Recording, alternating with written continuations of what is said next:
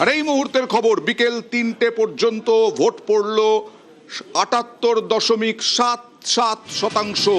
78.77%। দুপুর 3টে পর্যন্ত ভোটদানের হার যথেষ্ট গুরুত্বপূর্ণ। এই মুহূর্তে নির্বাচন কমিশন সকাল থেকেই বলছে বেশ সন্তোষজনক ভোটের হার।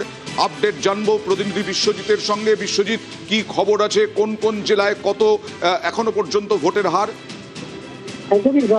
তার আগে বলে রাখি যে সকালবেলা থেকে যে ট্রেনটা ছিল সেই ট্রেনটা কিছুটা হলেও এই দুপুর বেলার দিকে একটা কম ভোট হতে পারে, কারণ প্রচন্ড গরম পশ্চিমের জেলাগুলিতে। সেই কারণে এই যে দফা, অর্থাৎ এই 1টা থেকে 3টে পর্যন্ত যে 2 ঘন্টা, সেখানে কিন্তু পার্সেন্টেজ কিছুটা কমেছে। তবুও এই যে সামগ্রিকভাবে যে 77% বেশি ভোট পড়া, এটা যথেষ্ট তাৎপর্যপূর্ণ বলেই মনে করছে নির্বাচন কমিশন। এবং সেক্ষেত্রে বীরভূমের ক্ষেত্রে আমরা যদি দেখি 80%-এর উপরে 80.22, এবং হয়েছে 81% বেশি ভোট পড়েছে ঝাড়গ্রাম, 81.4% ভোট পড়েছে পশ্চিম মেদিনীপুর, 81.7%।